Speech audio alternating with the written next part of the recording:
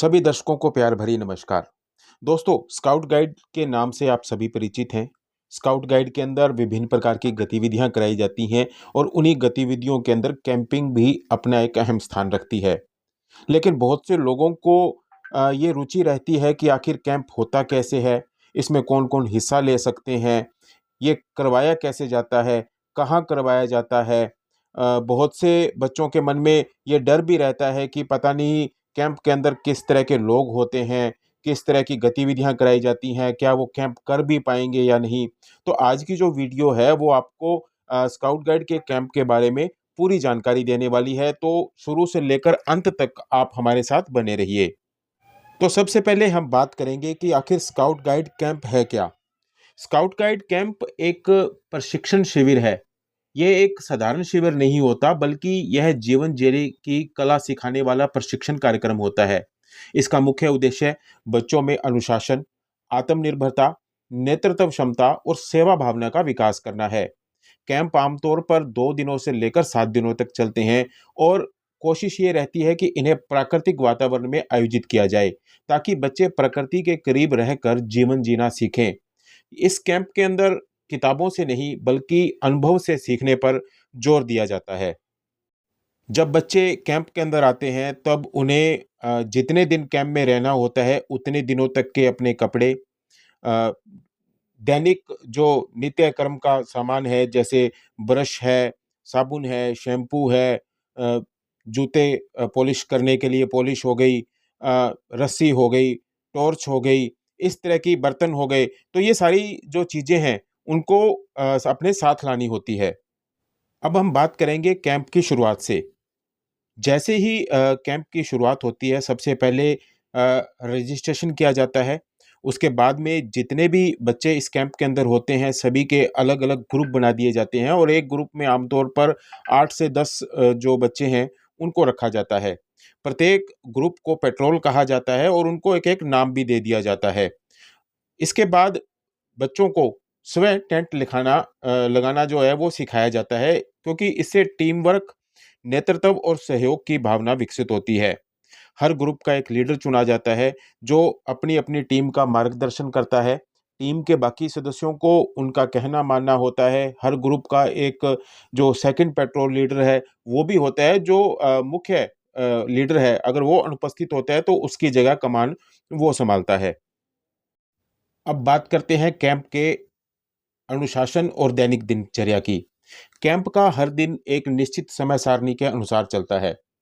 बच्चों को सुबह जल्दी उठना होता है, उसके बाद उनका एक्सरसाइज और योग का कार्यक्रम करवाया जाता है। फिर उनकी सेवा कार्य दिया जाता है प्रतिदिन।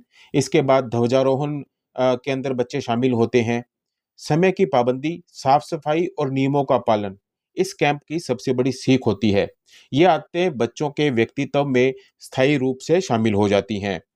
कैंप के अंदर जैसे-जैसे दिन की अपनी ओर आगे बढ़ता है, बच्चों को सिलेबस कराया जाता है, नाश्ता वगैरह करवाया जाता है, खाना दिया जाता है, बच्चों को रेस्ट करने का टाइम दिया जाता है। अ, उनकी मौखिक क्लासें हैं वो लगती हैं। इसके बाद बच्चों को खेल भी खिलाए जाते हैं और इस तरह से जो रात्रि शयन तक है, वो दिन है वो चलता रहता है।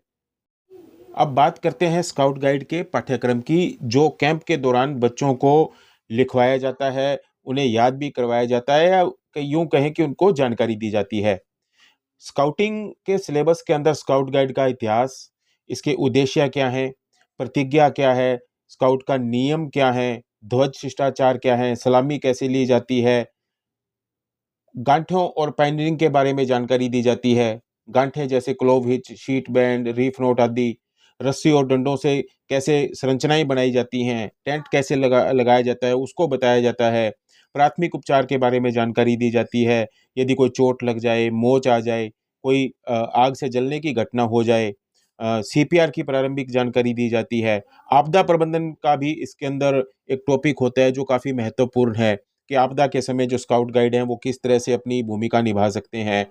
मैप रीडिंग और दिशा ज्ञान के बारे में जानकारी दी जाती है, नक्शा कैसे पढ़ा जाता है, कंपास का उपयोग कैसे किया जाता है, ट्रैकिंग के नियम क्या हैं, ये सब के सब हैं वो स्काउट गाइड के जो पाठ्यक्रम है उसके अंदर शामिल रहते हैं। स्काउट के कैंप के अंदर लेआउट का भी एक महत्वपूर्ण स्थान है। लेआउट इसलिए बनाया जाता है कि जब बच्चे टेंट के अंदर रहते हैं तब उनका सामान कई बार नमी में आ जाता है, गीला हो जाता है। तो उस सारे सामान सूख भी जाए और सारे सामान की सार संभाल हो जाए। तो इसलिए लेआउट बनाया जाता है, और ताकि लेआउट के अंदर जो बच्चे होते हैं अपने सारा सामान यूज करते हैं। अ, हर ग्रुप के बच्चे जब जिस कैंप के अंदर वो रहते हैं तो उस कैंप के बाहर एक डिजाइन तैयार करते हैं, या तो वो खुद अपने मन से डिजाइन तैयार करते हैं या फिर उन्हें हर दिन एक टॉपिक दिया जाता है, और सभी के सभी जो ग्रुप है वो अपना अपना सामान यूज करके एक डिजाइन बनाता है जिसे लेआउट कहा जाता है। और इसका एक निरीक्षण दल होता है जो निरीक्षण करता है, बाद में बच्चों को लेआउट के जो नंबर हैं वो दिए जाते हैं।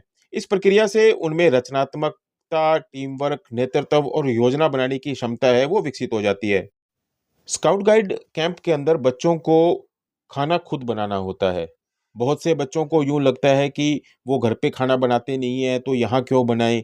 लेकिन इसके पीछे एक जो बच्चों को समूह में मिलकर जो खाना बनाने की जो ज़िम्मेदारी दी जाती है, उसमें उनको ग्रुप में रहने की लियाकत है, वो आती है। इसके साथ-साथ वो ग्रुप में कैसे रहा जाता है, प्रेम से मिल-जुल कर, वो सीखते हैं। और किसी इमरजेंसी के दौरान वो खुद का पेट कैसे भर सकते हैं, लोगों का पेट कैसे भर सकते हैं, वो भावना उनके अंदर विकसित हो जाती है। ज़्यादातर जो खाना है वो लकड़ी या गैस के चूल्हे पर तैयार किया जाता है। खाना बनाते समय स्वच्छता और पोषण का ध्यान कैसे रखना है, ये सिखाया जाता है। तो स्काउट गाइड के अंदर, कैंप के अंदर जो बच्चे हैं खाना खुद बनाते हैं। शुरुआत के अंदर उन्हें थोड़ा-सा अटपटा लगता है, लेकिन जैसे-जैसे पहला दिन बीत जाता है और उसके बाद में बच्चों को खूब मज़ा भी आने लगता है इस सारी प्रक्रिया के अंदर। स्काउट गाइड कैंप के अंदर एडवेंचर और सर्वाइवल स्किल्स का भी एक महत्वपूर्ण पार्ट रहता है। बच्चों को कैंप के दौरान ट्रैकिंग करवाई जाती है, प्रकृति का भ्रमण करवाया जाता है। यदि कैंप जंगलों के अंदर लगा है तो उन्हें जंगल का भ्रमण करवाया जाता है, नहीं तो उन्हें कोई पार्क है या आस-पास कोई दर्शनीय स्थल है, वहाँ का भ्रमण कराया जाता है। इस दौरान उन्हें नक्शा पढ़ना और दिशा पहचानना सिखाया जाता है। यदि एग्ज़ाम्पल के तौर पर कहा जाए, आप जंगल में जा रहे हैं और कहीं रास्ता भटक जाएँ, तो आपको नक्शा कैसे पढ़ना है, दिशा कैसे आपको देखनी है कि आप पूर्व दिशा में हैं या पश्चिम में हैं, और कठिन परिस्थितियों में आपको धैर्य कैसे बनाकर रखना है, साहस कैसे बनाकर रखना है, ये सारा सिखाया जाता है। और इस एडवेंचर जो गतिविधि रहती है, उसके दौरान आपको आपकी जो समस्याएँ हैं, उनका समाधान कैसे करना है और किस तरह से विपरीत परिस्थितियों में निर्णय लेना है, इसके बारे में आपकी जो क्षमता है, वो विकसित करने का जो काम है, वो किया जाता है। स्काउट गाइड कैंप में जैसा कि हमने आपको बताया कि किताबों के बजाय बच्चों को खेल-खेल के अंदर या अनुभव से उनको प्रशिक्षण दिया जाता है। तो स्काउट गाइड कैंप के अंदर खेल हैं, वो करवाए जाते हैं, और ये खेल जो होते हैं वो शारीरिक और मानसिक विकास में वृद्धि करने के लिए होते हैं। जैसे relay race, team building games, बाधा दौड़, ट्रेजर हंट, अ, कुछ गीत संगीत वाले खेल भी होते हैं, समूह प्रतियोगिताएँ करवाई जाती हैं। और इन जो प्रतियोगिताओं हैं, ये खेलों हैं, इनके माध्यम से टीम वर्क, नेतृत्व और त्वरित निर्णय लेने की जो क्षमता का विकास होता है, क्योंकि ज़्यादातर जो खेल हैं स्काउट गाइड के, वो खेल होते हैं मेंटल एबिलिटी के। तो खेल-खेल के अंदर जो शारीरिक और मानसिक विकास है, उसको डेवलप करने का जो काम है, वो स्काउट गाइड के कैंप के अंदर किया जाता है। आजकल के जो बच्चे हैं वो ज़्यादातर सोशल मीडिया के साथ लगे रहते हैं, लेकिन स्काउट गाइड के जब कैंप में बच्चे आ जाते हैं तब उन्हें विभिन्न प्रकार के सामाजिक कार्य करवाए जाते हैं, जिससे समाज में किस तरह से रहना है, ये भावना का विकास उनमें होता है।